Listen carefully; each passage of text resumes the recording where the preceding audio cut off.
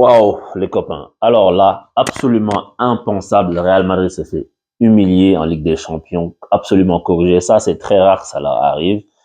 Et c'est le football. Tu sais, dans la première chose que je dirais, c'est aujourd'hui, j'ai l'impression de voir le Real Saint-Germain. Tu vois, parce qu'en général, c'est nous, on se liquéfie comme ça. Ils se sont liquéfiés totalement. Ils n'ont jamais été vraiment dans le match.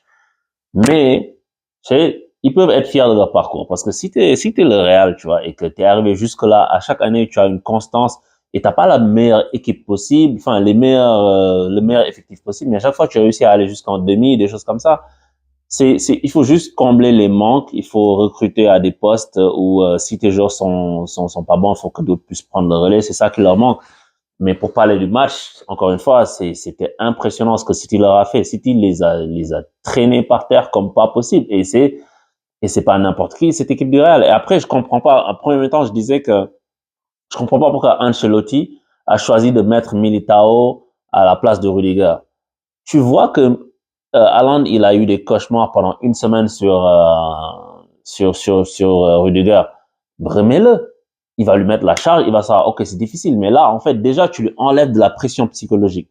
Alors que la pression psychologique, elle est importante aussi. Regarde ce que Kyle Walker a fait à Vinicius.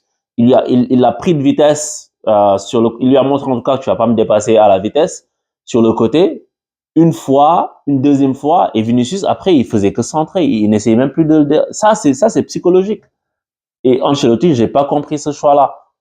Genre, au match aller, oui, ça a marché. Tu as mis Kamavinga à gauche, mais au milieu aussi, Haaland avait moins de possibilités de venir combiner, de venir jouer.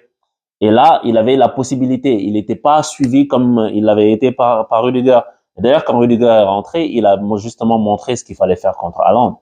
Et Ancelotti est un coach exceptionnel. Pour moi, j'aimerais l'avoir à nouveau. Mais aujourd'hui, je pense qu'il a fauté sur ça. Tu vois. Et en fait, j'avais dit, oui, sort à la mi-temps, je disais sur mon analyse, tu dois remettre Rudiger, faire basculer Kamavinga dans l'axe, parce que c'est un milieu de terrain et qui te manquait de la maîtrise du milieu de terrain, et puis sortir Kroos ou Valverde. Après, il a sorti Modric, parce que Modric, au fur et à mesure du match, on a vu qu'il n'était pas du tout dans le match aujourd'hui. Il faisait passer son temps à glisser, à faire des passes qui n'étaient pas justes, etc. C'est ce que City a fait, hein, parce que franchement, Guardiola, il faut lui donner ses lauriers aussi, il faut lui tresser les lauriers parce que il mérite. Tu sais, moi, je suis pas un super fan de lui, mais je vais lui dire un truc. Guardiola, Pep et les Marseillais, ils vont pas être d'accord et les autres. Gagne la Ligue des Champions avec City et viens au PSG parce qu'on a besoin de ça. Tu vois, tu prends De Bruyne et Bernardo Silva, on fait un package deal, on vous donne 500 millions de gaz et puis vous êtes riches. Ah, non, mais plus sérieusement, ce que City leur a fait aujourd'hui, c'est extrêmement terrible parce que ils ont mis une énorme pression sur le Real, non seulement, et le Real est une équipe habituée, on est habitué de les voir sous pression. Liverpool les avait mis sous pression, City les avait mis sous pression match aller, Paris les avait mis sous pression, etc. Mais le truc, c'est que je me suis dit, City, s'ils ne marquent pas dans leur temps fort, on était vers la 14e, j'ai dit, s'ils ne marquent pas, ils vont avoir le même problème que la dernière fois. Parce que le Real, ils vont avoir une occasion, ils vont te la mettre au fond. Donc, il faut marquer.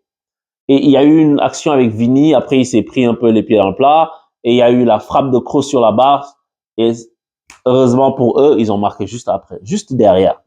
Parce que si tu ne marques pas à cet instant dans ton temps fort, alors que tu as un très grand gardien, comme j'avais dit lors du débrief précédent, qui est Thibaut Courtois, tu te dis, mais il sort d'où ce gars? Tu te souviens de la tête de Pelé que Gordon Banks arrête? Quand Pelé dit, j'ai marqué un but, Banks l'a arrêté. Aujourd'hui, j'ai vu ça. La tête de Haaland, là, c'est un but. Je sais pas Courtois comment il la sort. Donc, Courtois les a maintenus dans le match. Ça m'a rappelé Casillas qui faisait ça aussi pour le Real. Donc, il y a cette tradition-là de grands gardiens au Real qui font ça. Mais, City a pu trouver la faille. Et comment, City, c'est des malades. Regarde ce que City a fait. Qu'est-ce que c'est beau, le football. Qu'est-ce que c'est beau. City, ils te mettent une pression. Le Real a été super bas sur son terrain. Et regarde ce que City fait. Tu es super bas? Ok. On va mettre première option. Je vous ai dit plusieurs fois. Il faut frapper de loin. C'est une des options. Quand tu joues contre le bloc qui se met bas. Right? Et City a fait des frappes de loin, qui étaient des frappes, peut-être des fois, qui étaient un peu trop enlevées, etc. Mais ils ont essayé au début. Et tu as vu le public aussi, comment ils ont réagi. À chaque fois que Rodri avait le ballon dans les 25 derniers mètres, t'entends le public crier shoot pour qu'il frappe. Et donc, le Real, ils vont se dire, OK, ben, notre défense, donc, nous, on va quand même devoir avancer un peu pour éviter ça. Même si on est super bas. Et souvenez-vous de ce que je vous ai dit la dernière fois. City joue toujours en mode, j'amène ta défense, tu es bas, ok, je t'amène un peu plus dans ta surface pour pouvoir libérer mon milieu de terrain qui se balade entre les lignes. Kevin De Bruyne. Comme ça, que ce soit lui surtout, ou de l'autre côté, ça peut être Grealish, ça dépend de l'action où elle est jouée, pour que lui, il ait le temps sur le ballon, time on the ball.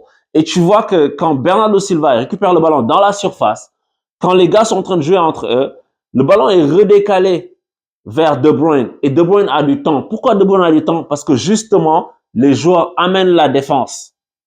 Et du coup, tu as le joueur qui se balade entre les lignes. Et Kevin De Bruyne, mesdames et messieurs, ce joueur mérite le ballon d'or. Un jour, il le mérite parce que, et il n'a pas fait son meilleur match, mais il mérite. Parce que c'est juste ce qu'il fait. Pour quelqu'un qui aime le football, tu ne peux pas passer à côté de ça. Kevin De Bruyne, il est tout le temps entre les lignes madrilènes. Et remarque bien, pas tant dans la longueur que dans la latéralité. En mouvement essuie-glace, qui balaye. Tu sais, souvent on dit un essuie-glace, c'est un milieu de terrain 6 qui est en train de tacler, qui ramasse tout ce qui bouge. Kevin De Bruyne fait la même chose, mais dans la recherche de l'espace clé où il reçoit le ballon pour planter la banderie. Soit une balle pour son coéquipier pour marquer, soit une frappe quand il a assez d'espace pour s'ouvrir le chemin du but. C'est ça Kevin De Bruyne. Et ça, je trouve que c'est d'une poésie, en fait, le jeu que City joue. C'est d'une poésie absolument extraordinaire. Et aujourd'hui, on l'a vu, remet sur De Bruyne, qui a du temps pour armer, et tu te dis, il va faire ensemble, parce qu'ils peuvent tout faire, ce garçon. Il peut faire ensemble cordeau, deuxième poteau, machin. Il met tac, plat du pied pour Bernardo Silva qui vient et qui trompe Courtois. On regarde de l'autre côté, il ferme son pied, il marque 1-0. Et City, en fait, c'est extraordinaire ce qu'ils ont fait. C'est extraordinaire ce qu'ils ont fait. Ils réussissent à faire ça au Real. Après aussi, il y a le fait que Kroos et Modric n'ont pas été dans le match. Mais tu te dis, City n'y est pas pour rien non plus. Parce que la grosse pression qu'ils leur ont mis au milieu de terrain pour leur éviter de sortir le ballon, si Modric avait eu sa qualité technique d'habitude ou Kroos aussi qualité technique habituelle, ben, ils auraient pu s'en sortir. Mais là, c'est un jour sans. C'est un jour sans pour eux. Et City a réussi à récupérer énormément de ballons assez hauts pour continuer à créer le danger. Et ça fait vague. Ça fait des vagues. Ça fait des vagues. Et l'adversaire prend de la confiance. Et toi, tu commences à douter. C'est ça qui s'est passé pour le Real aujourd'hui. Parce que City, ce qu'ils leur ont fait, c'est extraordinaire. Ils les ont pressés dans tous les sens. Ils les ont complètement dominés de la tête et des épaules. Et aujourd'hui, le Real n'a pas su montrer du caractère parce que au moins, au match aller, quand le Real était en train de sombrer comme ça, t'as Rudiger qui est arrivé, qui a mis un tampon sur l'autre, et puis sur Gundogan, et puis après, le Real s'est remis à jouer, remis à avoir confiance, etc. Et quand il est rentré, Rudiger, c'était un peu tard pour ça, parce que vers la 50e, je sais pas quoi, deuxième mi-temps, c'est un peu tard déjà. Le Real est déjà pas dans le match, et ils n'ont jamais réussi à s'en remettre. Aujourd'hui, Benzema n'a pas été dangereux. Il y a une action qu'il a eue fin deuxième mi-temps où Ederson, qui n'a rien eu à faire pendant tout le match, réussit à faire un super arrêt aussi.